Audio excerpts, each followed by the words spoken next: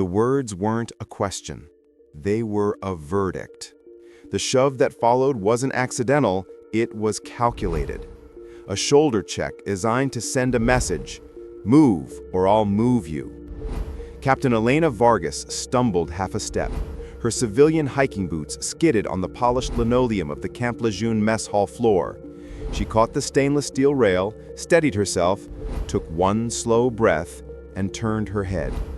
The man towering over her was a wall of muscle in Marpat camouflage. Corporal Braddock, maybe 24 years old. High and tight haircut, so fresh the clippers had probably cooled an hour ago. Two other Marines flanked him, privates by the look of their baby faces.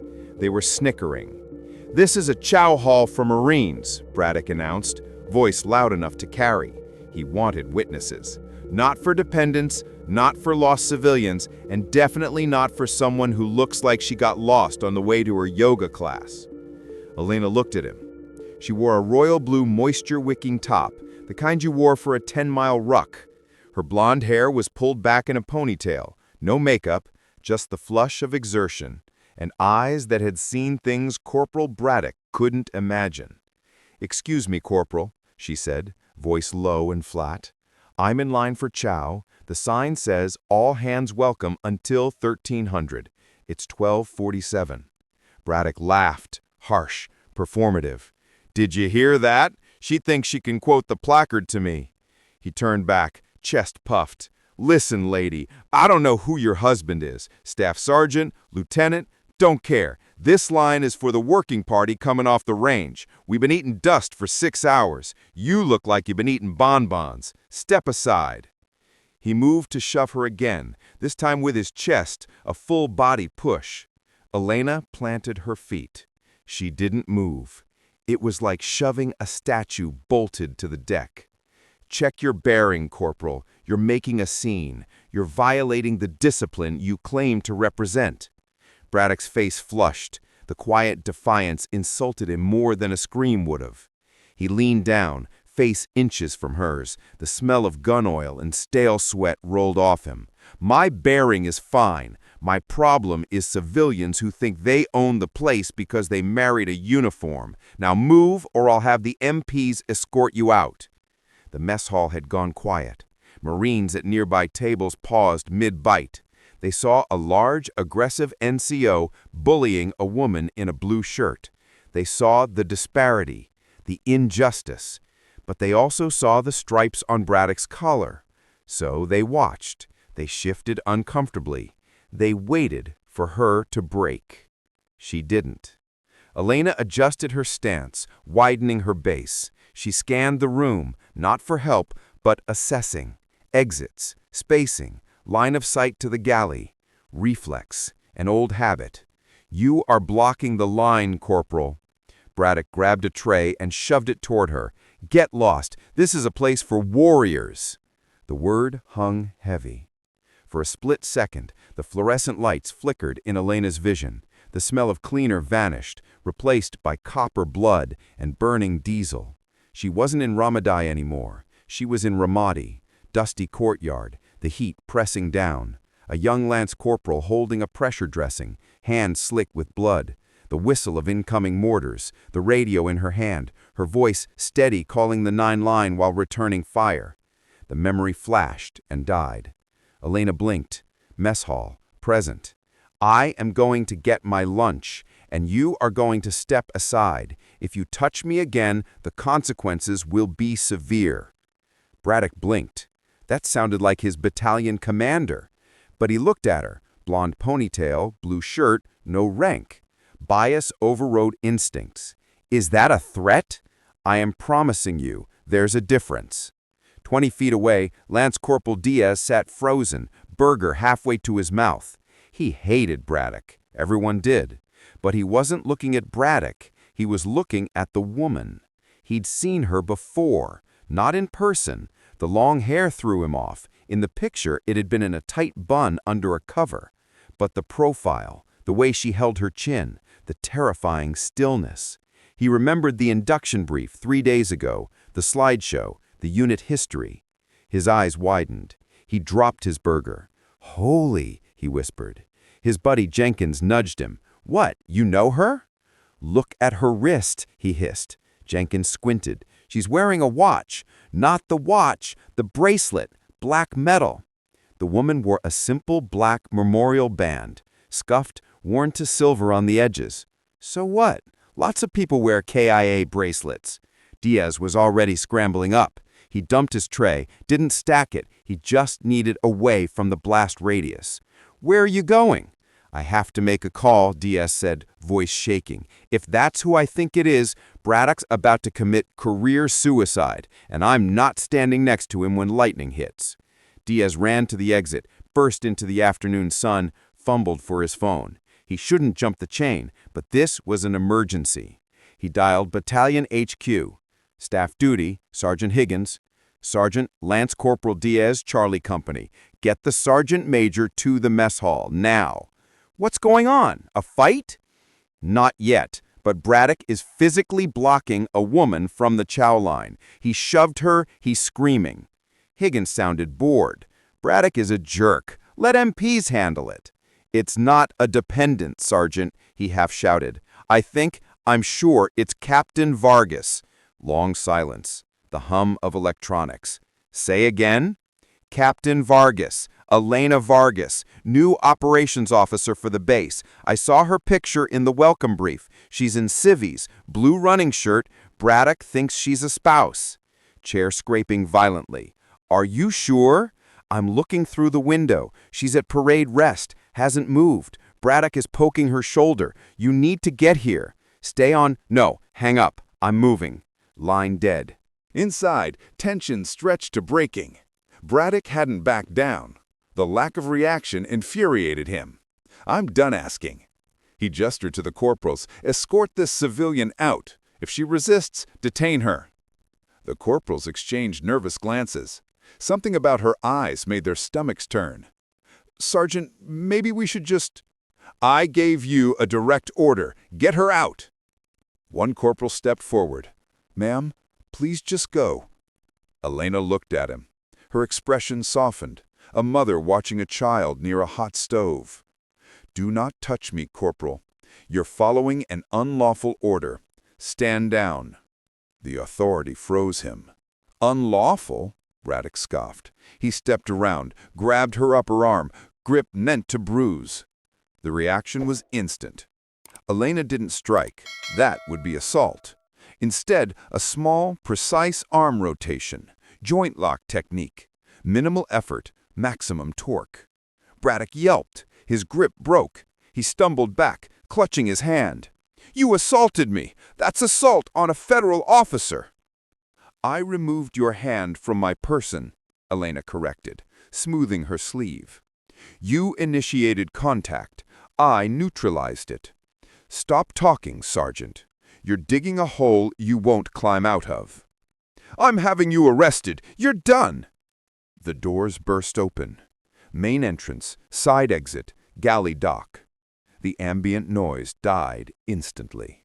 Through the main doors, a lieutenant colonel, face a mask of panic and fury. Flanking him, a sergeant major, face set in impending violence. Behind them, 3 officers, a master gunnery sergeant. They didn't walk, they marched. Braddock turned, seeing the commander. Smug grin broke his face. They were here for him. "Colonel!" Braddock shouted, snapping to attention. "Sir, this civilian assaulted me." The lieutenant colonel didn't look at Braddock. Walked right past him. The sergeant major stopped inches from Braddock's nose. "Shut your mouth." The hiss was a tire blowing. "One more word, I'll weld it shut." Braddock froze. "What?" The lieutenant colonel stopped 3 feet from Elena, squared his shoulders, snapped a salute so sharp it vibrated. The sergeant major saluted. The officer saluted. The master gun saluted. The entire room, seeing brass saluting a woman in a t-shirt, fell into breathless silence. Chairs scraped. Every Marine in sight stood, snapped to attention. "Good afternoon, Captain," the colonel said, voice ringing. "Apologies for the delay. We weren't aware you were inspecting facilities." Elena looked at him. Slowly returned the salute. Casual, perfect. 12 years of muscle memory. Lowered her hand. I wasn't inspecting, Colonel. I was attempting lunch. Just finished a 10-mile ruck. Wanted a salad. However, my presence was objectionable to some NCOs. She turned her head slowly, blue eyes locked on Braddock. Braddock was pale, bloodless, mouth opening and closing like a fish. "Captain," he whispered. Elena stepped toward him. Brass stepped aside. Captain Elena Vargas, combat engineer, 12 years service, assuming command of base operations 0800 tomorrow. But today, I'm just a Marine trying to eat. She looked at his name tape. Sergeant Braddock? Yes, ma'am. Captain, ma'am. You told me this mess hall was for warriors. I didn't know. That's not the point. She cut him off. It doesn't matter if I was a captain, a private, a spouse, or a contractor. You treated someone with contempt because you thought you had power. You used rank as a bludgeon. You confused bullying with leadership. She gestured to the room. Look at these Marines. They're watching, learning. What did you teach them? Honor? Courage? Or that the strong prey on the weak? Braddock looked at his boots. Shame radiated. Look at me. His head snapped up. Tears welled. There was a time in Ramadi. I was a lieutenant. We had a corporal like you. Thought he was God's gift. Treated locals like dirt. Juniors like servants. Pause. When we took fire, when the ambush hit, that corporal froze, so used to bullying that when he met someone meaner, he crumbled. His juniors, the ones he tormented, pulled him from the kill zone, saved his life. Not because he deserved it, because they were Marines. Closer, voice a whisper. You wear the eagle, globe, and anchor. Don't tarnish it with arrogance. A uniform doesn't make you a warrior. Character does. Right now, your character is out of uniform. She held his gaze, then stepped back. Sergeant Major. Yes, Captain. Sergeant Braddock receives remedial training on core values, and he has energy to burn. Perhaps mess duty. The pots in the scullery need scrubbing. Considered it done. The sergeant major glared. You heard the captain. Scullery. Move. Braddock practically sprinted away, vanishing into the kitchen steam. Elena turned to the colonel. Sorry to disrupt your chow, Colonel. Not at all, Captain. Join us at the command table. Elena looked at the salad bar. Thank you, but I'll sit with the troops. I find lance corporals know more about what's really going on than staff officers. She smiled, genuine, warm. Besides, glancing toward Diaz's table, someone recognized me and had the courage to call. That's initiative I like to see. She walked to the salad bar.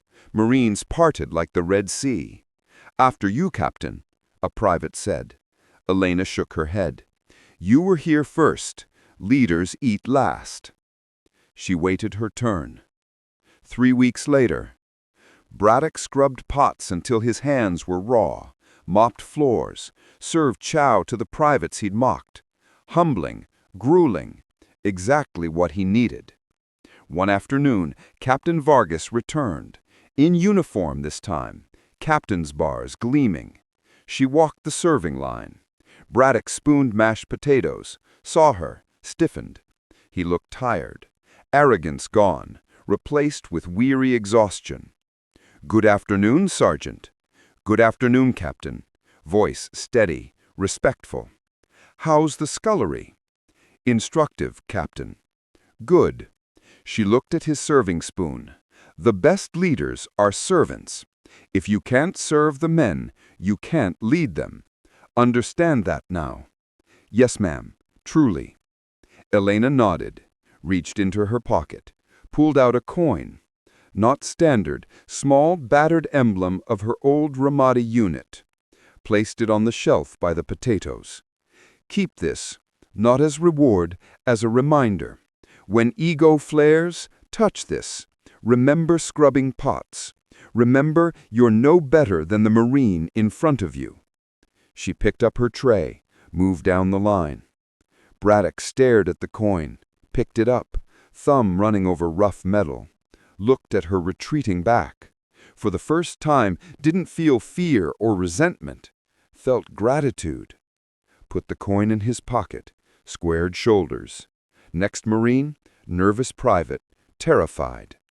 Potatoes or rice, Marine? Potatoes, Sergeant. Braddock smiled, not a sneer.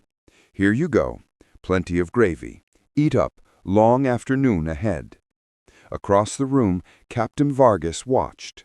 Took a bite of salad, nodded once, opened her notebook. The base was in good hands. Standards were kept. And standards started with small things, like knowing who was standing next to you in the line. If you enjoyed this story of justice and leadership, please like and subscribe to Tales of Valor. We share stories every day, honoring the women who serve, the sacrifices they make, and the quiet strength they carry long after the uniform comes off.